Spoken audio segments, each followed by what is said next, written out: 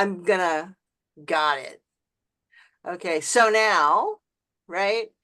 Most of what I'm gonna do, I will not be on the screen, but you all now can remember what I look like, because the beginning, we're gonna go do a little PowerPoint, then we're gonna switch to, I have both Claude and ChatGPT open, so you can see the difference between the two platforms. Sadly, however, I was playing around with ChatGPT earlier, and I did max out my time because I don't pay for ChatGPT, I pay for Claude. So we may have to hop around to get previous answers from ChatGPT, but I do want you to see comparisons. But anyhow, here we go. Right there, share. Here we go. We are presenting from the beginning and everybody sees my lovely screen, right? Mm-hmm. Yeah, we see it loud and clear. Or Okay. trans you know what I mean. And if you've got questions, Gabby, can you watch the chat? Just nod. Yes, okay, I saw the sure. Do you want me to interrupt you if there's questions? Yeah, if there's questions, Okay. I don't mind interruptions. All right. No, because you forget them by the end, and I can't sit still. I mean, even at faculty meetings, if I have a question, it's got to be right then, or I will forget it. Anyhow, so this is called Leveraging AI for Strategic Communication. I am Elizabeth Marsh. I am Associate Professor in the School of Communication in the Public Relations and Applied Communications track. My pronouns are she and her. What's going to happen today? We're going to do a really like one slide discussion of AI, a little discussion of large language models, which is the type of AI that I'm going to be using today. And then we're going to look at some target audience segmentation. We're going to do some comparison between ChatGPT and Claude. I use Claude more often than I use ChatGPT. And then we're going to talk about brainstorming content. So there's a lot of AIs that are relevant to here, so you get a better idea, right? There's a lot of AIs that are relevant to strategic communication, and they do a whole bunch of things. This is a list from Claude. The list to the right is from ChatGPT. They are a lot of them, like Sprinkler, Hootsuite, Crimson Hexagon, HubSpot, and Salesforce for that matter, are measurement tools, right? They use AI to do measurement to make strategic predictions. But the ones that we care about, at least today, are our large language models. I'm going to go give you exposure to ChatGPT-4, which I'm pretty sure everyone's familiar with, and Claude 3.5, which I am less sure that everyone is familiar with. They are different styles. I like Claude better because Claude is, I think, is a better writer, but also because Claude doesn't do your homework for you. It makes you think. It gives you the information, but you'll see. You'll see. So we have to start with the problems with AI, just because, this is my disclaimer, right? There is a knowledge cutoff date. For Claude, that is April, someday in April, I forget, 2024. So it knows nothing after that. Right? As far as it's concerned, Chapel Roan did not play at the VMAs. So it is backward looking, right? The only thing that you can find out is stuff that has already happened. It's in the past. It is not inherently a forward-looking tool. And you've got the garbage in, garbage out problem, right? If you don't ask it good questions, right, you're not going to get anything useful out of it, which is why you're important, by the way. So just a little bit about how it works. It breaks up language into tokens, which are pieces of words. And essentially it predicts what comes next based on the enormous data set that it has access to. As a result, if you ask it the same questions, if you put the same words in, you get the same prediction, you will get a very similar output. And for students, I want to stress this. I can tell when someone has used AI. First of all, because your answers all look the same. They sound the same. And they sound the same as the last student who put something in AI. So you are an important part of the using AI in strategic communication process. Anyhow, ChatGPT says when you provide a prompt, input text, the model generates text by predicting what comes next based on its training. It doesn't just copy text, it uses the patterns it has learned to create responses that are relevant to the prompt. And again, I'm giving ChatGPT credit for that because I asked it and it answered. So we're going to talk about two areas of strategic communication today. We're going to talk about target audience segmenting, and we're going to talk about brainstorming content and maybe some content generation. It's going to be text only. I am much less familiar with using AI to generate non-text. I mean, you can do images, and the images are getting really, really good. And you can do some less good video. The video is still not ready for prime time, but it's getting better. And pretty soon we're going to be able to create AI videos. When we're dealing with text, ultimately we are dealing with prompt engineering. The prompt is the question you ask AI, right? That's another focus point. And since we call it engineering, to give it the idea that you need to play with it, you need to work with it, you need to engineer the best prompt possible to get the best answer possible. You want to be clear and specific, and you want to provide as much context as possible.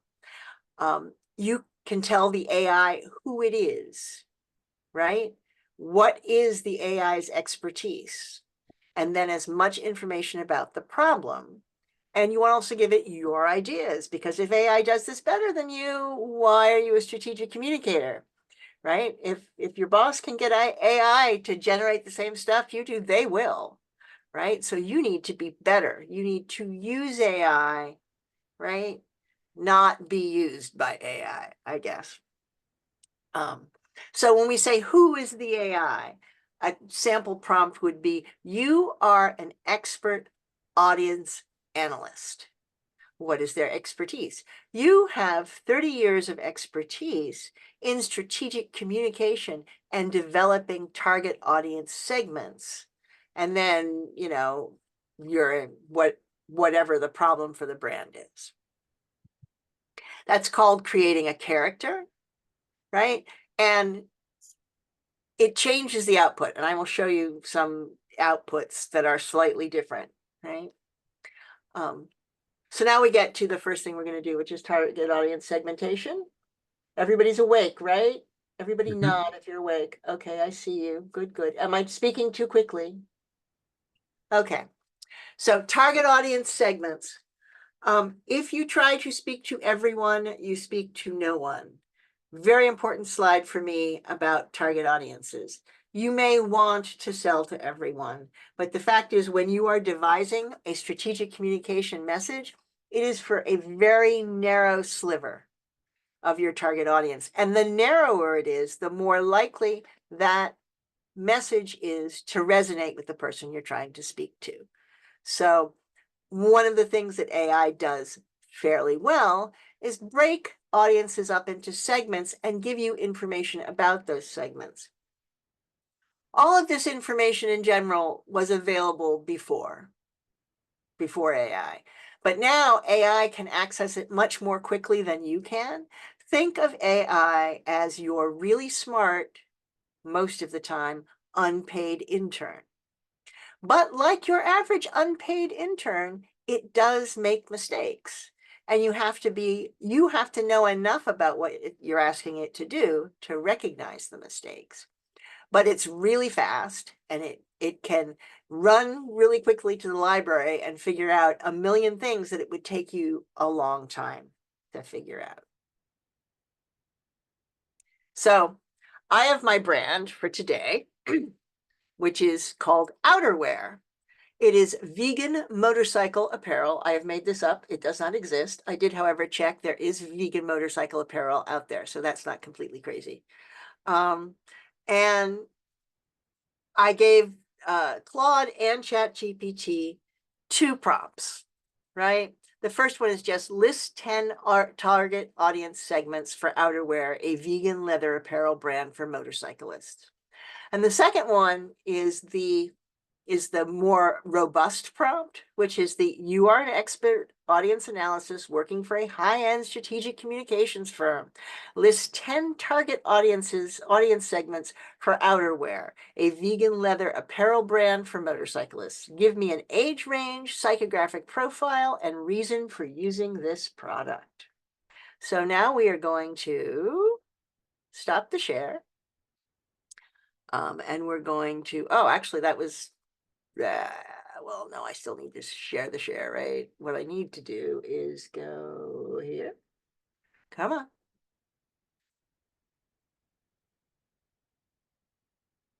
There we are. Ah, here we are. Chat GPT. Everyone is seeing Chat GPT, right?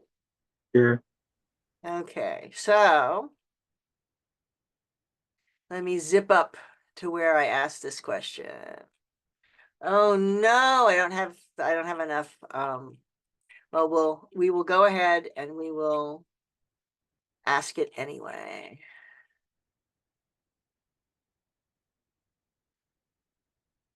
Ah, here we go. Here's the difference.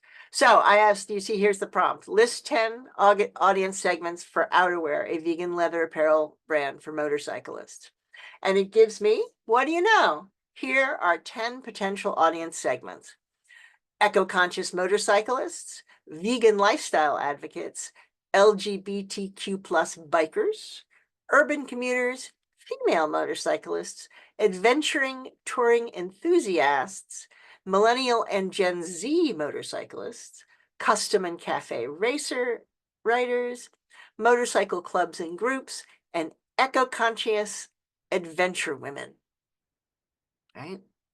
So then I give it the second prompt. And you will note that the answers are different.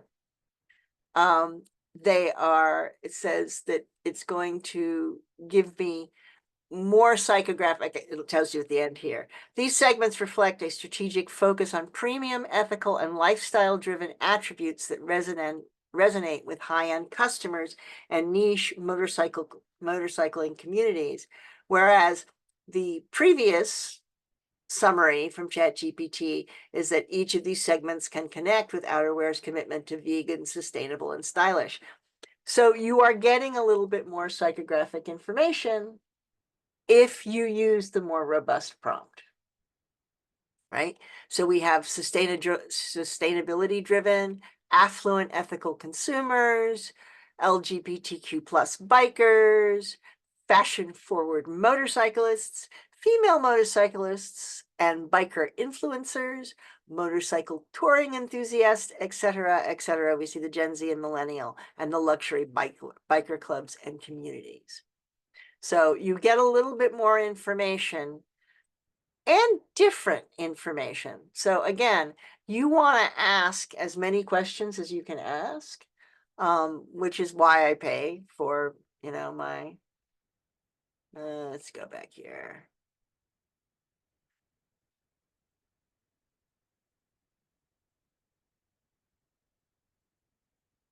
Ah, here we are. Here it is. So this is Claude. Claude is a different AI architecture than ChatGPT. Claude, among other things, has just released it's some information about the black box of AI, i.e., it is given publicly some information about the rules that have been programmed into Claude that regulate who. There's 2 people in the waiting room, by the way, Gabby. That regulate how Claude answers. So Claude is a little bit more transparent than ChatGPT, and you will see that it speaks to you a little bit more personally, a little bit more like a human being. I think it writes better. But it also gives you more ideas and less words to use, right? I think it is a better brainstorming tool. And you'll note that even when I said, oh, okay, here we go. We said list the 10 target audiences. It gives me 10 target audiences, right? Fair, just with one sentence about each. When I am an expert audience analyst working for a high-end strategic communications firm, I get age ranges, I get something on income, and I get psychographics here. Without actually, I didn't even have to ask for those. They're just in there.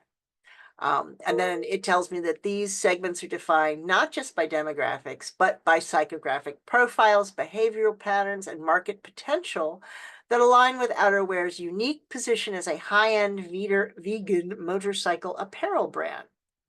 Each segment represents a strategic opportunity for targeted marketing, product development, and brand positioning. And this time I asked again, I said, age range, psychographic profile, and reasons for using this product. It gives me even more information. So at this point, I believe I ran out of ChatGPT. Yes, I hit my free plan limit for ChatGPT 4. And 3 is just not as good as 4 is, but we'll still ask it some questions. So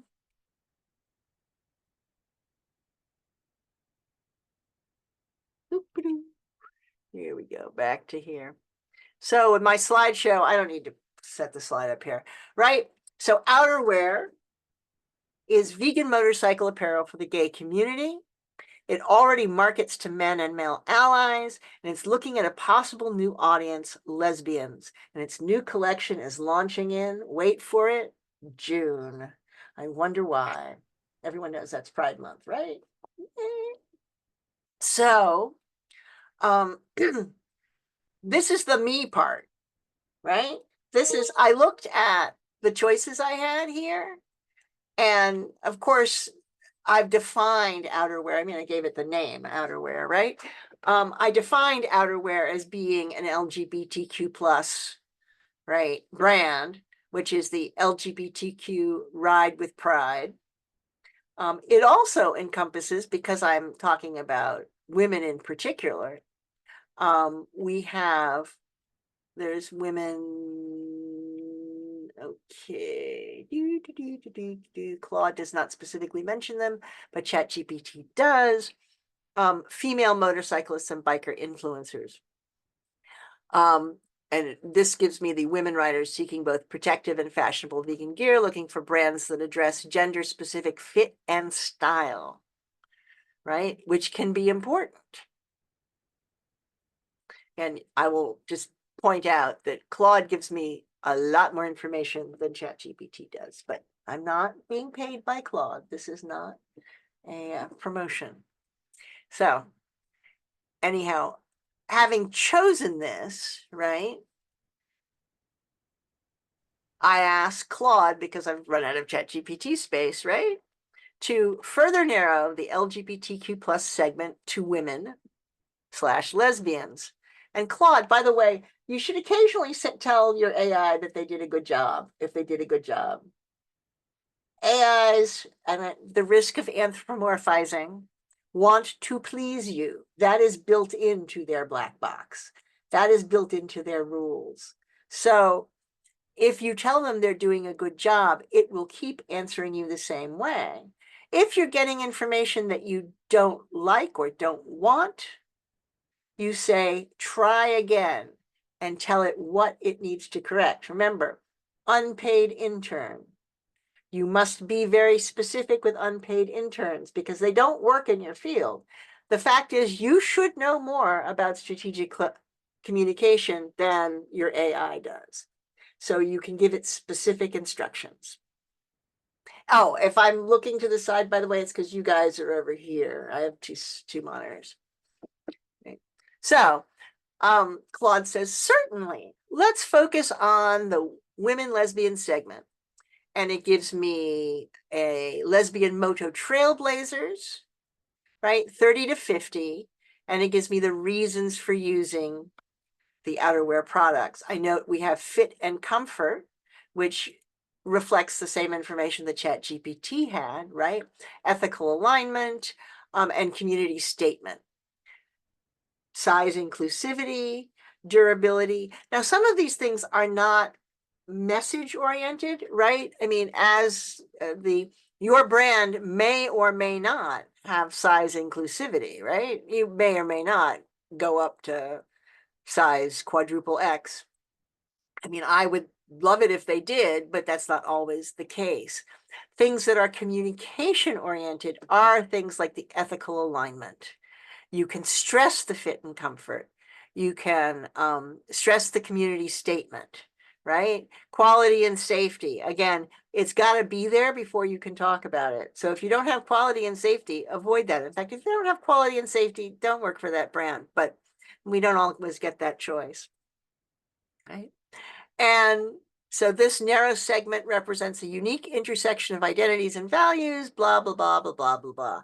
And I'm like, well, that's great, but 30 to 50 is too large an age range for me. So I said, let's break it into two distinct age groups, each with its own characteristics and motivations. And we have the millennials and we have the Gen X, right? So we have the difference, but we have both a description of millennial writers and a description, a psychographic profile of Gen X writers, right? We have the reasons for using the product, right? Which again are things that we can include in our message, presuming we meet them. And then I love this, the key differences, right? This is something, again, it's not that you couldn't figure this out. It's not that you can't find this in the library. It's that it's a lot quicker if you're asking AI these questions, because it runs to the library really, really quickly and comes back with the information. Now, what can it not do? It can't access information that is, for instance, behind a paywall. Well, I don't know if it can get behind a paywall. It can, I guess, if they've used it to train. But you can't be sure that it has accessed everything. But at least to start, it does a pretty good job. So the key difference is you will see that millennials prefer interactive social media driven engagement. Millennials are drawn to tech integrated features. They prefer more overt expressions of identity, right? And all of these things are, you would want to check to make sure that it matches with what you know about your client base. Again, you have to check to make sure it is correct, to make sure that it's heading in the right directions. I decided I wanted to include Gen Z. So I asked to segment the audience into 3 groups, including Gen Z. And it gives me the Gen Z characteristics, right? As well as the other 2 sets. And Gen Zers make less money. That's the first thing we see, right? I asked for locations. Urban centers with strong LGBTQ plus communities, i.e. San Francisco, New York, Portland, or college towns, right? Austin, Madison, Berkeley. So, and again, you can find, I asked for locations for all of them, and you can see, right, that they are, smaller cities with strong arts and cultural scenes. Providence. Oh, that's great. I love that it's Providence. I went to school in Providence. Anyhow, that's Providence, Rhode Island. So we can see that these audiences are pretty narrowly defined as different. And again, we have the key differences across segments that you can look at. Gen Z is much more technologically facile. Financial priorities. Gen Z is worried about money. Millennials are on the whole much less worried about it. They're in their highest earning years between 40 and 50. And Gen X includes some people who are just starting to retire, just starting. I'm at the tail end of the baby boom, and I am 63. So Gen Xers are going to be 60, right? So they're getting ready to do things like take really long vacations on their motorcycles. So again, it's not that you can't sell to all of these people. They just require different messages, and they require that you reach out to them in different places. And we're going to ask Claude about that as well. For those of you who are in my class, I asked it to link these segments to the Esri lifestyle modes, because I love Esri, and it is one of the few tools that we still have access to here at FIU. And it gives you what the Esri tapestry segments are, which you can then use those to get more of an idea of what other things, right, your audience does. Also, it gives you very specific locations, and it gives you additional information beyond what Claude provided for us. Right? And it gives it, yeah, that's a fairly data-driven strategy. So I'm going to pop back here just to say that this is the digging down and refining. This is where you are in a two-way conversation with the AI model that you're using. Right? Then again, the question, if AI does this better than you, if you're letting AI give you the answer, then why are you a strategic communicator? You have to be better than it. You are better than it. I mean, that's the fact is human beings are capable of being more creative and thinking further out of the box. What we don't do is have access to all of this information. So the creativity is in your corner. The information, right? The vast informational resource is in AI's corner. So you bring your half, it brings its half, and it is a lovely synergy which makes your job easier, but does not do your job for you. Right? And here, so I listed the things that I was using as the dig down: income, location, smaller age ranges, which social media channels do they use? That's important. What brand overlap is there? You can ask AI about that. That again is something you can find, but AI does it more quickly. It's right there. You can ask about favorite brands. You'll note I put Disney here. Why did I put Disney here? Because Disney hosts Gay Days every June. Is this a place where outerwear wants to be, right? Probably.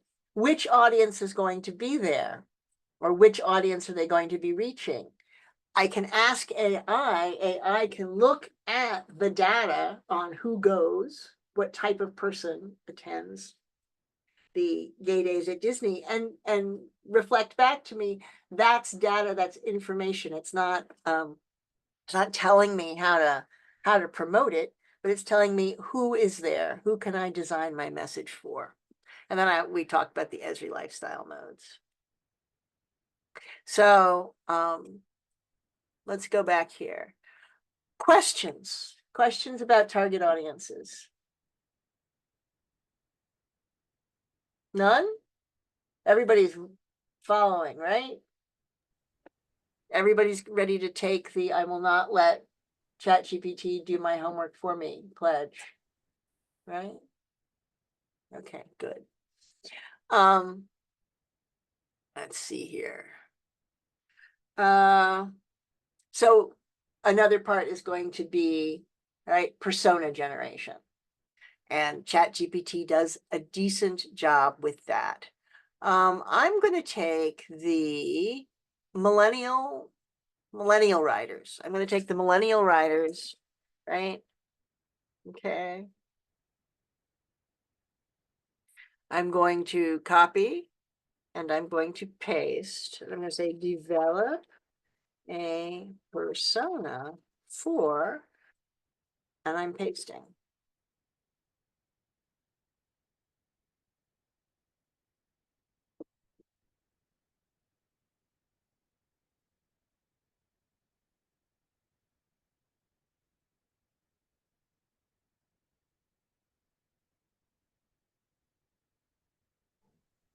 and boom. That's a pretty awesome looking persona. But you can't just copy and paste it. You have to read it. You have to look and see what it says and figure out how that works with your brand and how that's going to direct your message, right? Alex Chen is 34, lives in Seattle, is a user experience designer. We have her lifestyle, we have her values, we have her technology use, we have her shopping habits, we have her motorcycle preferences, rides an electric motorcycle for daily commute, owns a second, more powerful bike for weekend trips, interested in innovative safety features, right? Give me some brand overlap. I'm backing up, I'm amazing. As an expert, I can't see. Professor, quick question. I don't know if you can hear me. I can hear you. Hear me? Okay. So basically, for example, let me give you an example. Let's say I want to use ChatGPT for my business, right? For photography and videography. Yep. I can ask it, you are a professional videographer with 20 years of experience, right? And then break down my business model or something like that. Is that a good way to ask Well, ChatGPT? you can say break down my business model, but you got to know what your business model is because you got to tell it. Or give me a format for a business model. Yeah, well, you can say Okay. give me a list of 5 potential business models. Okay.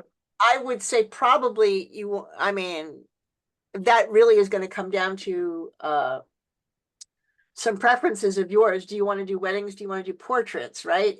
It I will do give, both. I do weddings and portraits. I know, but what I'm saying is it will give you both of those options, and then you need to choose. Mhm. Okay?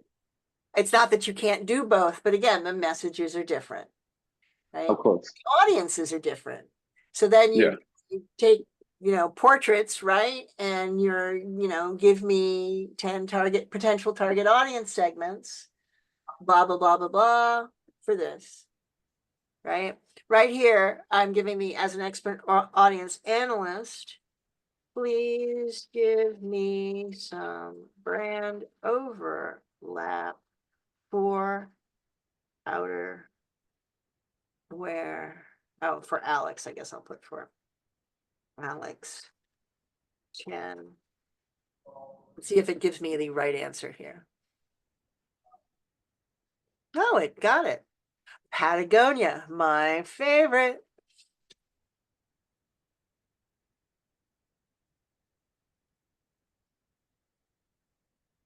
And why do I care about brand overlap? Because I can look at how these companies market, right? I can see what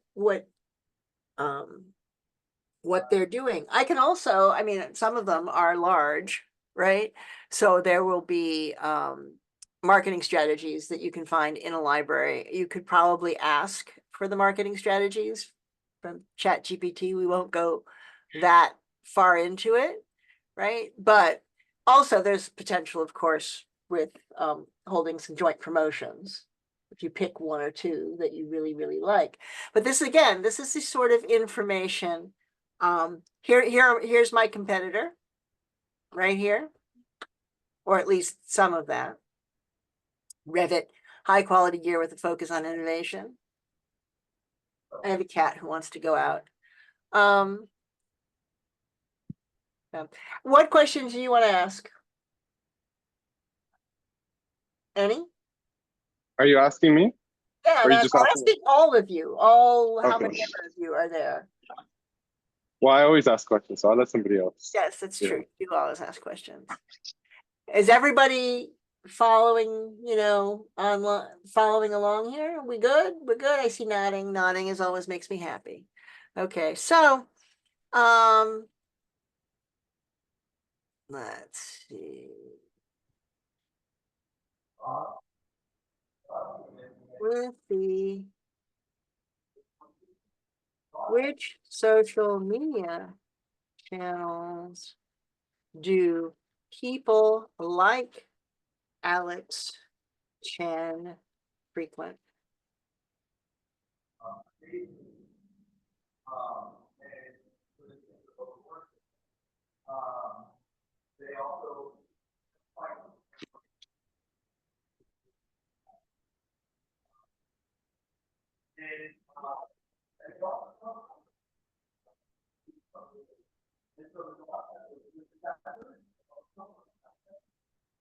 I do have a question, actually. Yep. Mm-hmm.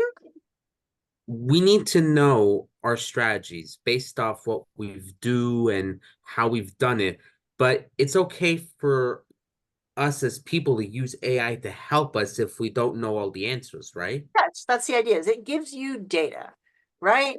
I could have told you that Alex primarily, excuse me, I have to let them out because otherwise we're going to be hearing clawing on my shoe collection. Out the door.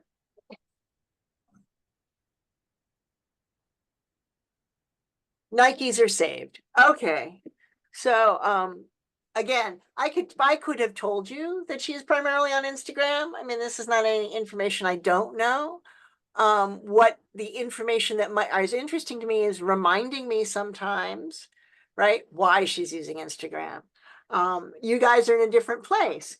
Instagram, I mean, I hope is not a surprise to you. And you need to learn this stuff, right? I mean, you need to be able to regurgitate it. When your boss says, why are we doing Instagram again? You need to be able to tell them. You can't reach in your pocket and pull out the piece of paper and read it, but it points you in the right direction. It reminds you of reasons, and it may give you new reasons that you weren't aware of. Again, you need to check them against your professional knowledge, which means you need to have some professional knowledge, but it's not a bad place to start, right? LinkedIn, right? LinkedIn is probably not where I'm going to reach her. I'm actually going to go to Twitter just because it's a text-based social media, and this does text, and it's kind of fun.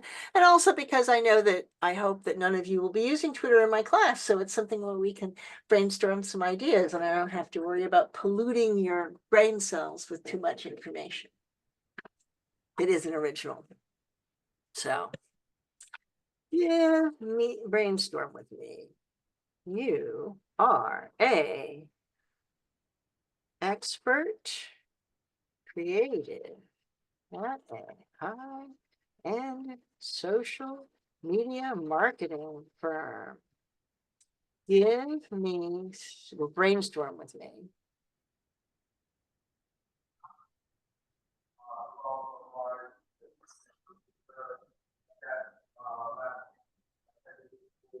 That will reach women like Alex Chan.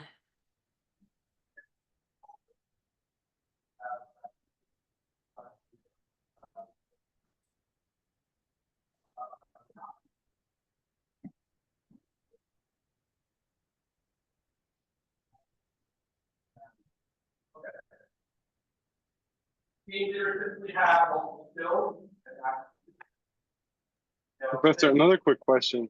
Mm-hmm. So the cost is over at 315. I have 9%. I don't know if it's going to be able to If you last. disappear, it's fine, and this recording will be available. Okay, yeah, because it's going to die soon, and I Are want at you in the least to gym? attend it. Maybe. No, I mean, Maybe. I can neither Maybe. confirm or deny that. Ah, Neither. okay. Well, good for you. No, it's going to be online too. The recording will be online, so you can look at it, remind yourself. So this is giving Excuse me, brainstorming. Professor. Yeah. I had a very minor question about the about what the AI generates. Mhm. Something I'm worried about. Would it after a few months or years per se, wouldn't the information be out of date, or would it Yeah. constantly be updating? No, it's not constantly updating. That's one of the things you need to be aware of, is that Mm, Claude's knowledge cutoff right now for Claude 3.5 is April of 2024. It Hmm. knows nothing after April of 2024, which is again why AI is backward looking. It is not forward looking. Hmm. You want to look at what it has here, but you know what? If there's just been some, okay, what are we gonna, I'm trying to think of something here, but An earlier thing that I mentioned was the median, like the median salary of the average millennial or Gen Z. yeah. I'm assuming that wouldn't be accurate, say a year or two, or a decade from now. Well, that's such a huge range. 30 to 60 is much too large a range. I would Hmm. ask it, Okay. I would work with it to determine a better, mostly I would decide for myself, right, that I want the upper end of that because people who are making 30K, if they have motorcycles, they're still not going to spring $500 for a vegan leather jacket. They're It going is to tempting get though. they're going to get a used leather jacket on eBay. It's real leather, and they will feel just as good about it because no animals died. It's a used animal. But that's the so you make those determinations, right? Okay, okay. About things like can they afford it? Um, AI might be able to give you that answer, but you should have a pretty good handle on how to do that. I So was it's gonna a say that also, like if some sort of, I don't know, if there, I don't know what Stratva is, but let's just pretend that I do. Oh, it's for, but if they had some terrible scandal, right? If they're a real crisis, mhm. I do not want to be using them. And But that's information that I bring with me. okay. So I have to pick through what it's generating and Yeah, go from well, there. because you want to know, this is giving you this information in a pretty easy to understand way. And you Hmm. need to dig through it and use that to find the stuff that you want. Also, because again, if you copy and paste, it sounds like a computer wrote it. Mm, yeah, I've So noticed that. you want to ingest this, think about it, and then spew out your own words. And see, someone in chat just put that it was a mistake that the platform they used is actually for bicycles. Ah, okay. See, so there we go. So you would have You- to check, so that's, again, I said, I didn't know it. I would have to do research on it before I started my great motorcycle campaign on there. So, mm, okay, thank you, Professor. and just so we're clear too, it does it less and less, but AI is completely capable of making something up because it wants to please you.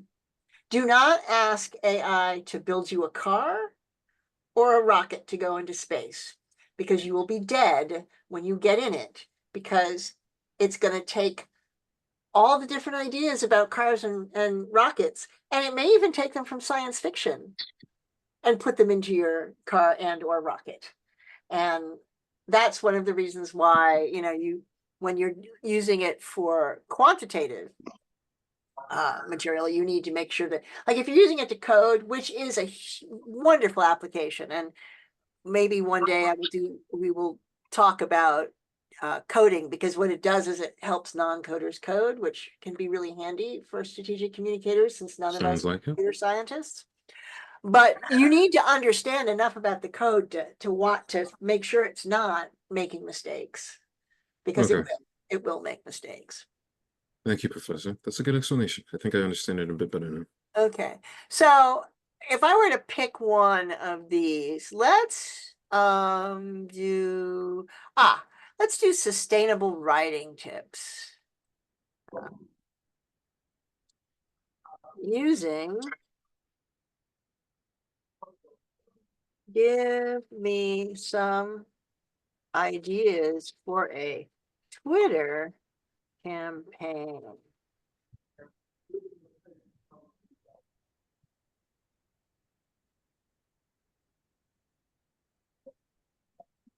Okay, you can stop now. Where is it? It's the stop plot. Okay. Um,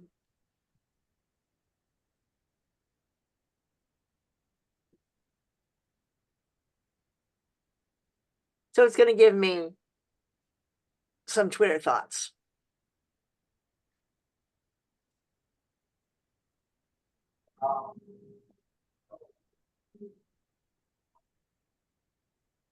Mhm.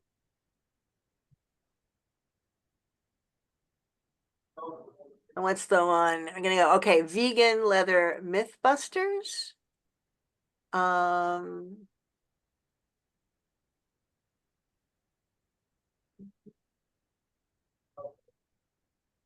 Using, okay, I love this one. Using humor, give me some sample tweets for, we'll see how funny it is.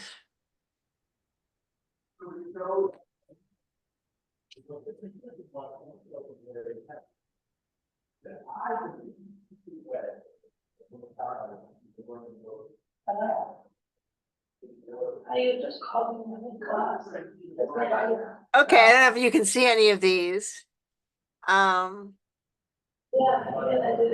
are not that, I think we could, okay. Not quite funny enough. Try a dryer wit.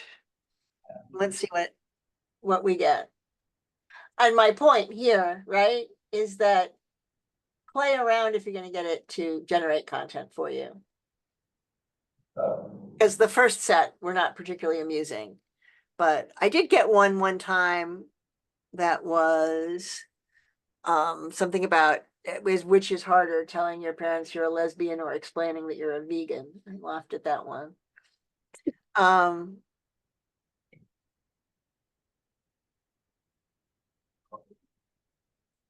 Real leather is more environmentally friendly, said no cow ever. I kind of like that one. Okay, we're getting closer. We're getting closer. So the other thing is that you'll notice I'm now playing almost exclusively with Claude. Why? Because Professor Marsh pays for Claude to the tune of $20 a month, which means I can hold extended conversations with Claude and it remembers all the way back. I said, you know, tell me give me some thoughts about a campaign for Alex, right? It remembers who Alex Chen is. If you are using the free version, the memory is much more limited. It can't go back as far. So you want to keep this information handy, right? You want to be copying and pasting. If you're in my class, you want to be copying and pasting because I require you to turn it in with your assignments. No penalty. I celebrate when you turn it in. I love that you turned it in. I love that you're using AI. For heaven's sakes, please turn in your prompts and your responses. But the other reason is if you are not paying, and many of you will not be paying, you're going to have to do the remembering part for it, right? You're going to have to remind it who Alex is, who Alex Chen is, because it won't remember who Alex Chen is. You're going to have to remind it which of the target markets that you're looking at. Okay, I'm about out of the ability to talk for today. More questions? Can you ask the AI a question like, what are some tactics that you can use that would be appealing to Alex Chen? Tactics, I have to tell it where though, right? Oh, I can say what are some tactics that would appeal to Alex Chen. Let's see what we get. Just remember, I'm going to remember Alex Chen. She's not going to be your persona.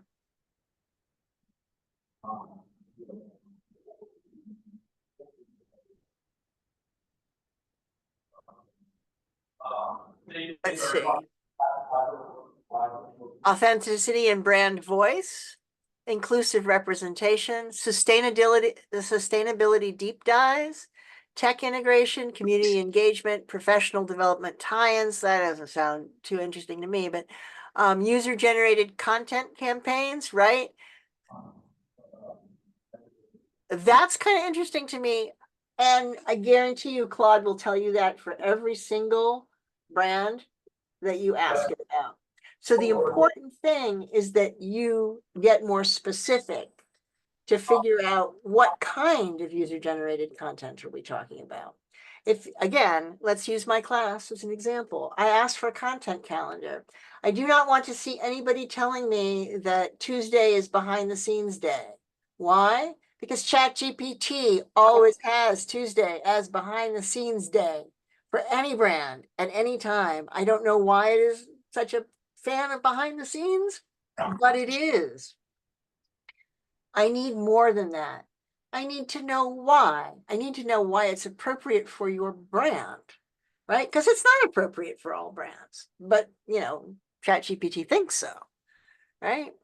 Influencer collaborations, interactive product education. So yes, clearly you can ask it that.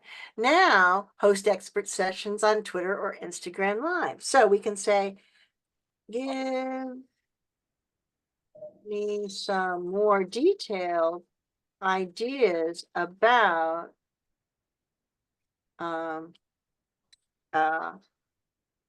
give me more details about assets for Twitter.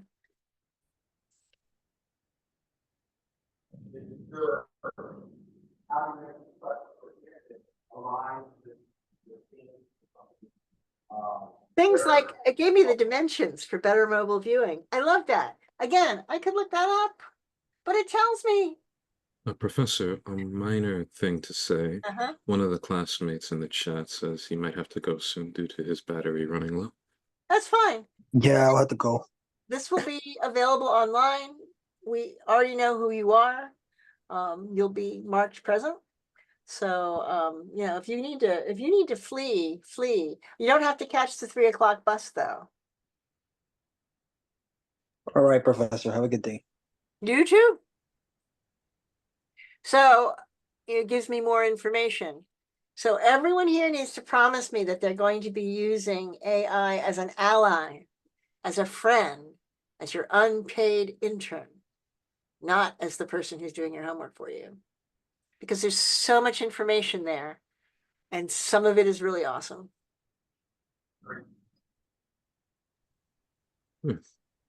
I'm done if you're done, by the way. So I want questions. Does anyone have questions? Do any of my older friends have questions? Regarding the participation, Mm-hmm. not participation, how do you put the attendances? You're gonna list it, you're gonna check who were in the Yeah, Zoom? I have asked my good friend Gabby to take screenshots of all of the pages. She's going to send them to Okay. me. I will have them. If any of you Okay, are in other perfect. classes where there's a extra credit possibility, let me know and I will send it off to that professor. Is anyone here from a class that's not mine? Guess not. Okay, well, I was hopeful for a moment there. Anything else? Are we ready to go forth and use AI? Was it, okay, was this a reasonable explanation? Was it helpful? Yeah, I'd say so, Professor. I was originally hesitant on the use of AI, but now that I've seen this, I'll consider it a bit more. Yeah, again, you can always say no. I mean, you can always look at it and say, oh, those ideas are stupid, like the first set of jokes. That was my first thought. It's like, oh, I'm never going to use this, but now I I could see its firmly purpose. believe that you will all need to know how to use it because it is going to become an industry standard. And I might add, if you use it well, that gives you a leg up on the old people that you want to replace, the people like me, right? My UPS is going nuts. Any other questions?